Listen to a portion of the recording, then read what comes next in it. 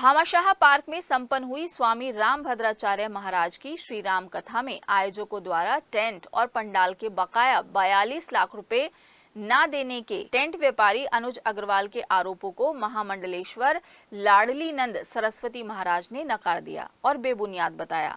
उन्होंने अब ये आरोप लगाया है कि टेंट और पंडाल लगाने में नियम और शर्तों का उल्लंघन किया गया था और उन्होंने ये भी कहा कि हमने जो भुगतान किया है और उसमें से 27 लाख रुपए वापस वो लेंगे। प्रेस कॉन्फ्रेंस के दौरान उन्होंने बताया कि बारिश की वजह से स्थान बदला गया था और भामाशाह पार्क में 65,000 स्क्वायर फीट कवर्ड एरिया में कथा की गई थी। इस हिसाब से 60 लाख रुपए बैठते हैं। उन्होंने आरोप लगाया कि कई बार कथा के बीच में साउंड बंद करा दिया जाता था। 120 कूलर की बजाय 22 कूलर लगाए गए।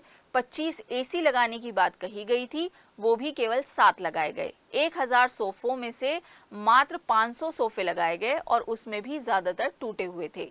वैनिटी वैन तीसरे दिन मंगाई गई। उन्होंने कहा कि जो भी नियम शर्तें लागू की गई थी सभी टेंट कारोबारी अनुज अग्रवाल ने पूरी नहीं की, बल्कि सभी शर्तें उन्होंने तोड़ दी।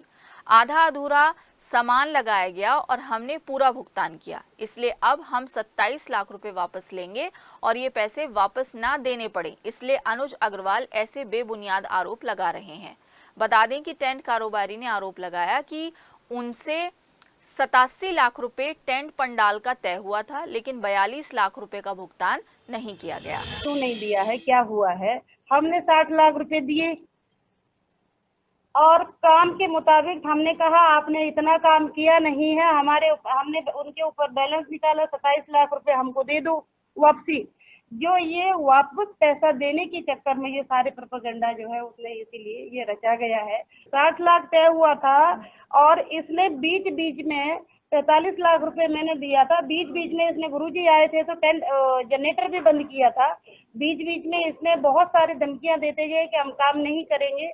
इवन कल हवन कर रहे थे, हवन पे भी कहा कि माता जी नहीं आएंगे, हमारी पेमेंट नहीं मिलेगी तो हम हवन को भी लात मार देंगे। ये मैं नहीं बोल रही, मैं तो थी नहीं, मेरे वहां पे जितने जो पहुंचे हुए थे देखने बैठने के लिए, पूजा के लिए, जो हवन में बैठने वाले थे, उन्होंने ही ये बताया गया। उनका ये था 1,21,00,000 का कोटेशन अध्ययन स्कूल का दिया है। बार्गेनिंग करने की तो कोई मतलब ही नहीं है। अब जो लेके आया था इनके बीच और उनके बीच आपस में कोई विवाद हो गया। देखिए, एक मेन पॉइंट ये है कि 1,21,00,000 का जो है इन्होंने कोटेशन मुझे दिया और जो अजीत प्रधान जी जो इनको लेके आए थे, अनुज का कहना था मैं इसको काम नहीं दे रही थी। मैं गांधी टेंट वाले को हमने बुला रखा था, उन्हीं से बात कर रही थी, जिस दिन बीसी हो रही थी उन्हीं से ही बात कर रही थी।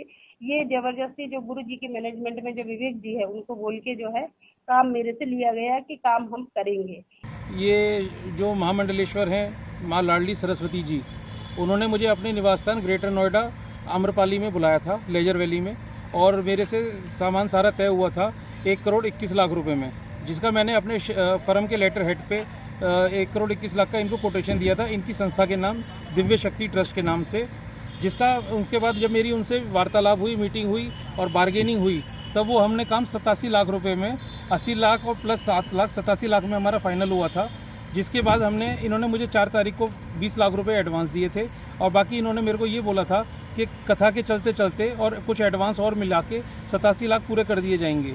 लेकिन उसके बाद इन्होंने 20 लाख और दिए और 5 लाख और दिए, जिससे 45 लाख रुपए मेरे पास आए थे। उसके बाद 42 लाख रुपए के लिए माता जी ने हाथ खड़े कर दिए। उनकी किसी भी संस्था को कई लोगों को मैंने फ़ोन मिलाया, जो कि एक सुनील शुक्ला हैं और एक संतोष शुक्ला हैं। इनको मैंने कई बार फ़ोन मिलाने का संपर्क करा, माता जी को भी फ़ोन मिलाया, लेकिन अंततः उन्होंने मेरा कोई फ़ोन नहीं उठाया। ऊपर से जब मैं उनके निवास स्थान पे गया तो उनके 2 गनर जो उनके साथ सुरक्षा में हमेशा रहते हैं, उन्होंने मेरे को बाहर से ही भगा दिया।